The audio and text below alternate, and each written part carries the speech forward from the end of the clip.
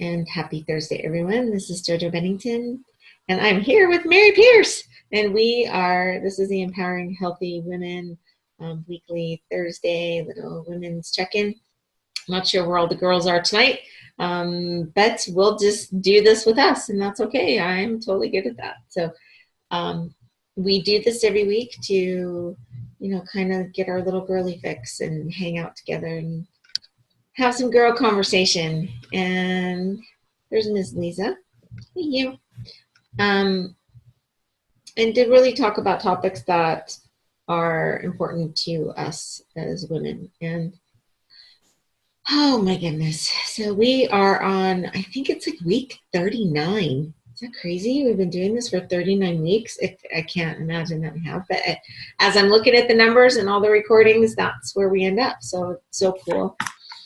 And to start out, first of all, I just want to make a little bit of an announcement that I know that some of you know my retreat partner, Carrie MacArthur, her and I have put together what we call the Up Retreat, or Unlimited Potential, or Unleash Your Passion, or anything you want to put the UP to, that's what it stands for. So we do women's empowerment retreats, and our next one will be in Colorado, the 19th, 20th, and 21st. And it will be an amazing weekend. We have a ton of really cool stuff planned, and I'm so excited that Mary just registered, so she's coming and hanging out with us. And we're seeing, we just put it up, we're seeing the registrations come in. And so just so you guys know, once we're full, we're full.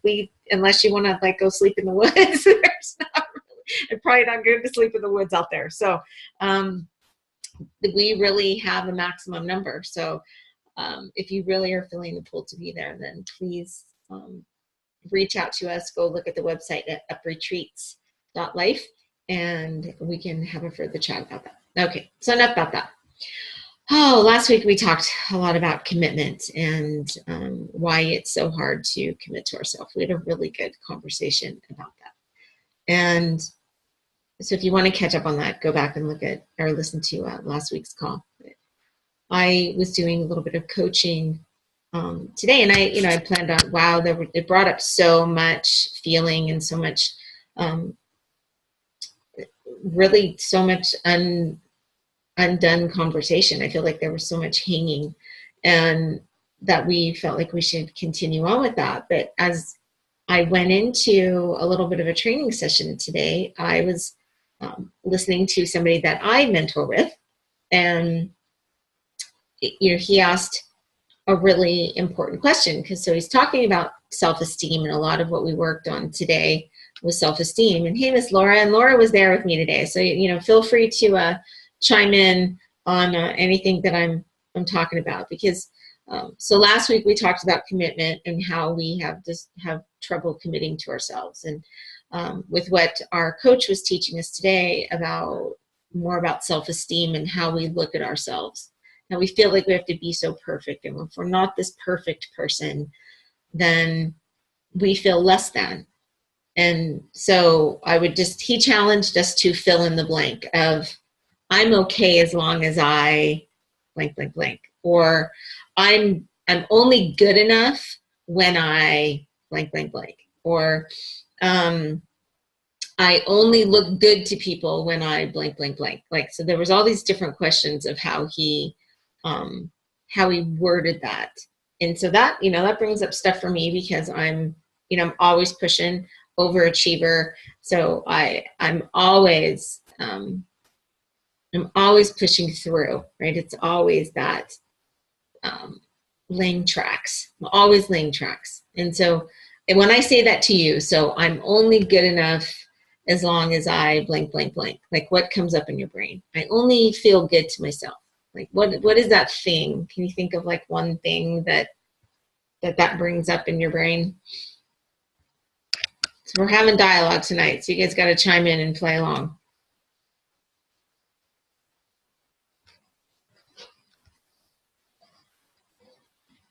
So only, hey, you. Since I was on the meeting, I'm kind of like, it's just more of a comment of, be comfortable with who you are. which was Brandon's solution or the coach's solution. But as far as I feel, that's just having that in my mind is not going to make an overwhelmed thought disappear for me. Mm-hmm. I think it's a good way to look at where you're coming from, but I don't know that it relieves it at 100% for me. So did you have a I'm only good enough when statement today? Or I only feel good when that you want to share? Well, You don't have I mean, to I if you don't think want to. the one that I came up with was actually just, I'm only good enough. And it was more like the negative things. Like I feel fine most of the time, except for when I'm judging myself or when I'm, doubting my abilities or getting to a finish line or knowing what I need to know. So. Uh-oh, we lost you. I know you're on your phone, so that's probably coming in and out. Sorry. That's okay. Sorry. We got you. So anyway, I don't know if that makes sense. Like for me, I think as a whole, I walk through life feeling like I'm good. But then I also put the doubts and the overwhelm of feeling like enough in certain situations that, take it the other direction. So I don't know. To me, the statement seemed like if you accept that you're as good as you're going to, you're always good. That's a nice way to think. But I think when stressful situations come up, I don't think it takes me out of that. I'm glad you said that. I don't know if you saw the email that he saw later with some steps to do for some self-love. But so does that bring up any? Let's circle back to that. So I just want to see if Mary or Lisa, and I'm not sure who's on the phone, but I'm going to unmute you, whoever's on the phone, and you can mute yourself on your side if you're.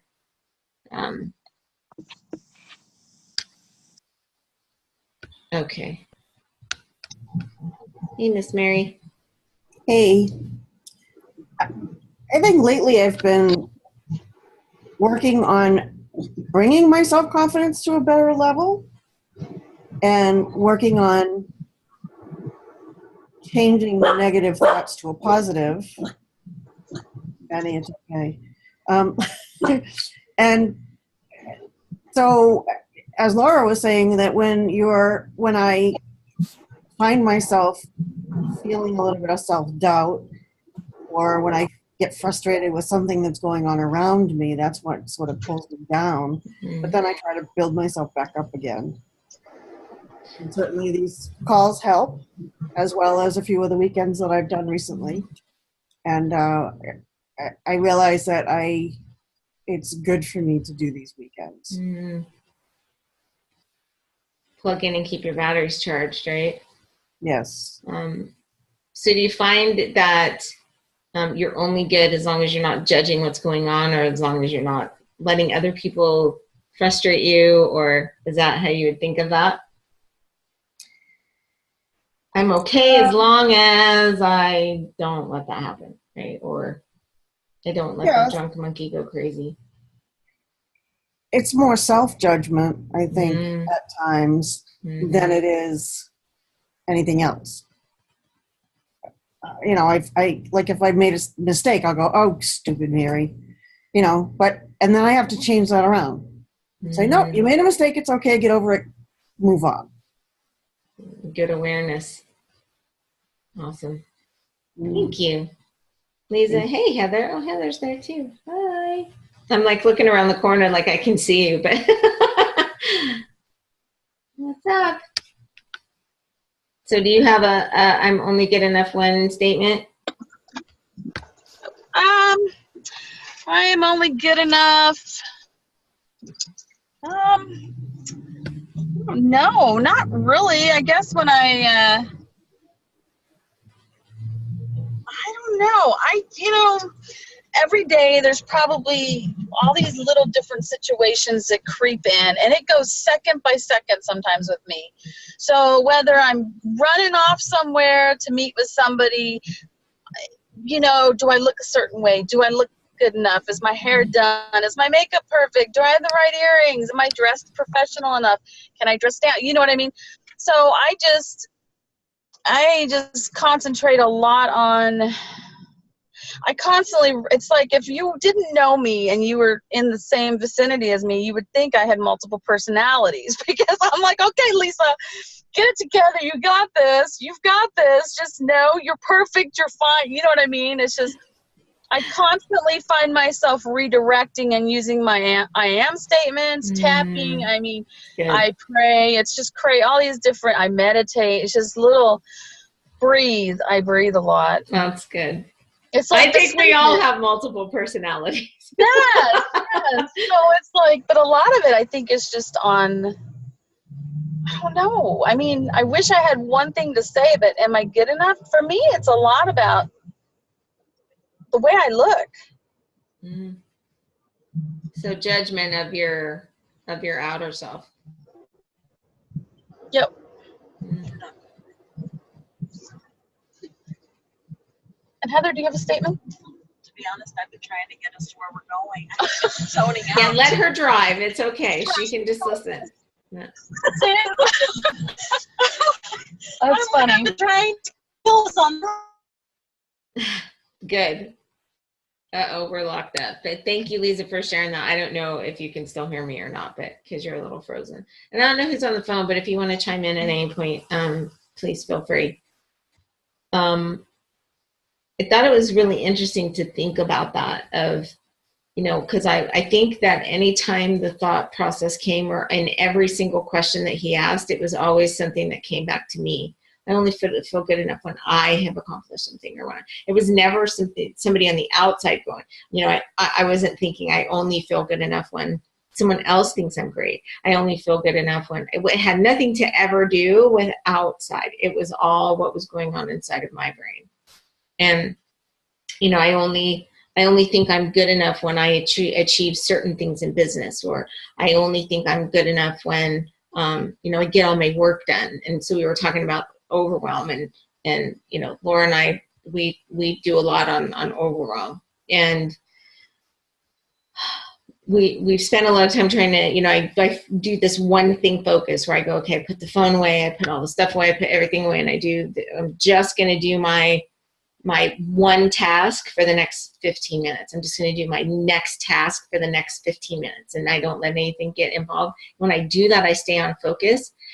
It's crazy how many times I still pile up those 15-minute tasks, though, or those hour-long tasks. It seems like I just never get them all done. Something's always on the back burner. So I judge myself over that, because I feel like there's things that get lost. And it's that feeling, you know, and he said to me as I was, you know, saying that today, success without fulfillment is the ultimate failure. And so even when we're successful at things, if we're not fulfilled in what we're doing, it's constant judgment. There's, you know, it's never good enough. I made 3 contacts, so now I need to make 10. I made 10, you know, I did 5 things right. Now I got to do 10 things right. We're always pushing to be at the next level, and we can't just be good where we're at for a moment.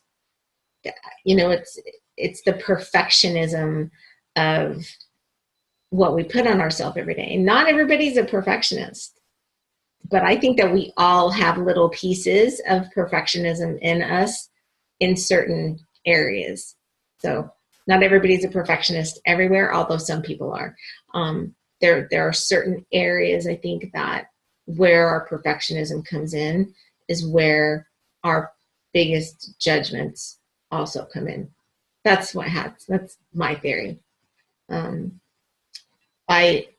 I also thought it was really interesting that he said, you know, to be able to use the mantra that I'm okay, or I'm good enough as long as I'm alive. And it's not just because I'm breathing. It's not just because I woke up this morning, but alive to me means something different. It means that I'm living, that I'm feeling my emotions, that I'm seeing the world around me, that I'm being present, that I'm doing all of these things. So it's not just about getting up and being able to breathe every day. There are pieces of being alive that I think get overlooked. And, you know, just because I'm here every day, if we're just floating through the through the muck and not being present and connecting. And does that make sense? I hope that's making sense of how I feel about that, because I've spent so long living here in this moment, but my brain was 20 miles ahead, because I'm always what I got to do next, what I got to do next, what I got, my next goal, my next thing, so I'm standing here, but I'm always looking there. So to be present in this moment and just be here with you guys, and that is alive to me. To feel those emotions, to feel the chair I'm sitting in, to see the things that are around me, to be present in the moment. And when I'm here, it's really hard to judge myself, right? Hey, you, go ahead. Oh, I was going to say it's like the Buddhists say for the lotus flower, it grows from the muck of the mud, and then it reaches for a higher place. So in a sense, it's like you can't have one without the other, without having that balance of both sides. And I think when you're in it and you're in the mud, it's hard to remember that, like it's the other side of life and the beauty of life. So, That's good. I love that image. And I think one of the things that hit me the most today was that we get too busy to be. We get so busy that we just can't be. And it's one of the things that I'm really working hard on, is being able to be in the present moment. And I see myself do it all the time. I do it with, I do it with my husband constantly. I feel like I have to, apologize 1,000 times a day. We're in the middle of a conversation and I'm having a conversation on my phone, having a conversation on my computer. I have 47 conversations going on, and his always gets pushed to the back of the line. And I need to stop that. And I'm not good enough as long as I'm not paying attention to where I need to be, right? So it's always that little bit of judgment of always feeling the need to be perfect. But I think that to find the imperfection, to see our imperfections and love ourselves for those, because if we were all the same, how friggin' boring would it be? It would be so boring if we all just looked the same, and we all just thought the same, and we all just talked the same, and everything was just exactly the same, and everything just flowed in this perfect pattern. Does that, it sounds so lifeless to me to see things like that. So to find the gratitude and the love and the connection in our imperfection is such. Nobody is perfect. I don't have anybody around me who's perfect, no matter how hard they try to be, no matter how crazy it makes them, no matter how they walk through my house and hang my picture straight. Sometimes I go and make them crooked on purpose just to drive them crazy. Because I'm trying to say, it doesn't have to be perfect. The house is still comfortable. Everybody still likes to be here. It doesn't matter if the picture's an inch off, right? We look at this crazy need to be perfect. And even in the midst of perfection, there's always imperfection. And the one thing that I loved is the example of the Zen garden. And I've never actually been in a real one. Like I've been in one that somebody made in their backyard, but I've never been where they have created a Zen garden that's absolutely perfect, and every leaf is meticulous, and the ground is perfectly, perfectly raked, and all of those things that inside of a Zen garden, and the water is perfectly crystal clear. And I've never been in that space, but I can see it in my brain. Laura, did you have something? Oh, I was going to say, do they have any Japanese hotels or anything in Las Vegas? They do. Japanese inspired, because I know like in Little Tokyo, I'm in Los Angeles, but there's like 4 Japanese gardens that are kind of randomly placed. You wouldn't, one's like in a very big botanical garden. One is in a hotel at the rooftop, and they have like a whole Zen garden thing, Wow. which of course that's formulated. And then there's another one that's within a park. So Maybe there is one. I'm going to look now because I really would love to like see a real one. The image, yeah, the image is that in the midst of this perfection, in the midst of all of this meticulousness, right in the very center is something that is imperfect, whether it is a rock, whether it's I guess there is a dandelion. I think I've always seen a stone, but he said that there was something of a dandelion in the middle. So a weed. He said that on the outside of it, within the Zen garden, on the outside, you might find something like a weed or a dandelion. Mm-hmm. I don't know that I've ever seen that. Those people who keep those gardens are pretty right. They're little elves, little.